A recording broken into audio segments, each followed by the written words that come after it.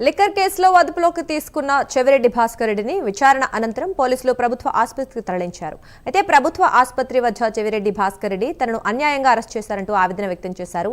తనపైన కనీసం ఎఫ్ఐఆర్ కూడా లేదన్న చెవిరెడ్డి కక్షపూరిత వేధింపులను ఎదుర్కొంటామని కామెంట్స్ చేశారు.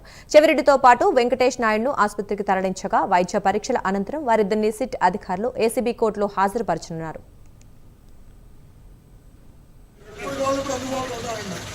ఎప్పుడు రమ్మంటే ఇప్పుడు వస్తానన్నా ఛానల్లో చెప్తే నిన్నటి వరకు నాకు ఒక నోటీస్ ఇవ్వాలి నిన్న రోజు నేను ఒకసారి పిలవాలా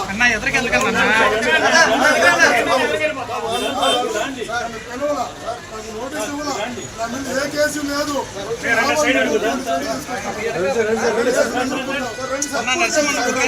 అన్యాయమైన అక్రమమైన అధర్మమైన కేసులు తప్పుడు కేసులు ఎదుర్కోవడానికి సిద్ధంగా ఉన్నాం. ఏ స్థాయిలో అందుబాటులో ఉంటారన్నప్పుడు నిజాయితీ ఉంటే నోటీస్ ఇచ్చి పిలిపించాలి. ఎఫ్ఐఆర్ కూడా లేదు నా పైన. నిన్న నాకు లుకౌట్ నాడు ఎఫ్ఐఆర్ కూడా లేదు. ఇంత దుర్మార్గంగా దాని మీద కొట్టారు. ఈ రోజు కూడా విచారణలో కూడా నా అభిప్రాయాన్ని తీసుకోమన్నా విచారణలో అభిప్రాయం తీసుకోమంటే ఈరోజు విచారణ అభిప్రాయం తీసుకోమంటే నేను చెప్పినట్టు నువ్వు సంతకం పెట్టమంటారు. వాళ్ళు చెప్పినట్టు సంతకం పెట్టడానికి నేనున్నానా? వాళ్ళు చెప్పినట్టు నేను సంతకం పెట్టాలని ఎప్పుడు అందుబాటులో ఉంటానండి. ఎప్పుడు రమ్మంటే ఇప్పుడు వస్తానన్నా ఛానల్లో చెప్తే నిన్నటి వరకు నాకు ఒక నోటీస్ ఇవ్వాలి నిన్న రోజు నేను ఒకసారి పిలవాలా పిలవాలా నాకు నోటీస్ ఇవ్వాలా నా మీద ఏ కేసు లేదు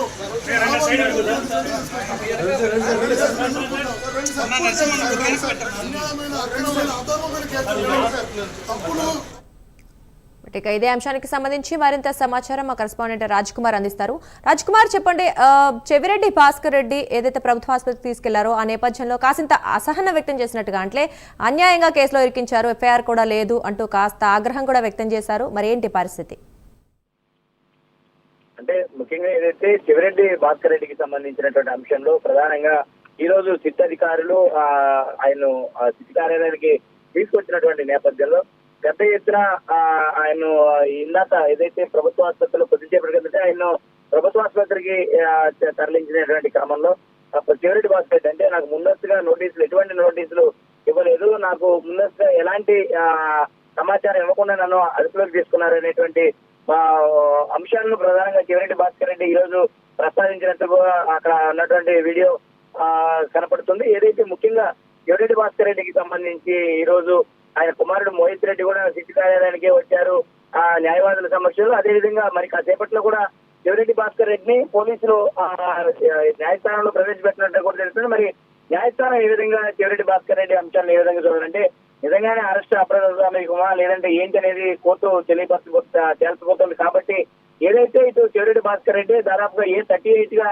ఆయన సిట్ అధికారులు దీంట్లో ఛార్జ్ షీట్ పేర్కొనడం జరిగింది. మరి నిజంగా అసలు చెవిరెడ్డి భాస్కర్ రెడ్డి పాత్ర ఏంటి అంటే ఆయన కూడా చాలా కేజీలకి వ్యవహరించినటువంటి అవకాశం ఉందా, లేదంటే ఏ విధంగా ముందుకెళ్లారనే దానిపైన కూడా ప్రధానంగా సిట్ అధికారులు ఫోకస్ చేసినట్టు కూడా తెలుస్తుంది. కాబట్టి చూడాలి ఈ రోజు చెవిరెడ్డి భాస్కర్ రెడ్డిని కోర్టులో హాజరుపరిచినటువంటి తర్వాత మరి న్యాయమూర్తి ఎలాంటి తీర్పు ఇవ్వబోతున్నారనేది కూడా వేచి చూడాల్సిన అంశంగా ఉంది. ఎదురుగా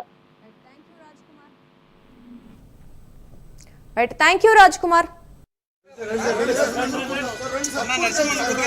అన్యాయమైన అక్రమమైన అధర్మమైన కేసులు తప్పుడు కేసులు ఎదుర్కోవడానికి సిద్ధంగా ఉన్నాం.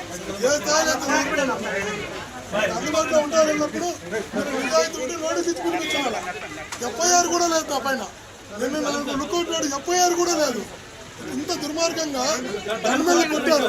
ఈ రోజు కూడా విచారణలో కూడా నా అభిప్రాయాన్ని తీసుకోమన్నా విచారణలో అభిప్రాయం తీసుకోమంటే ఈరోజు విచారణ అభిప్రాయం తీసుకోమంటే నేను చెప్పినట్టు నువ్వు సంతకం పెట్టమంటారు. వాళ్ళు చెప్పినట్టు సంతకం పెట్టడానికి నేనున్నానా?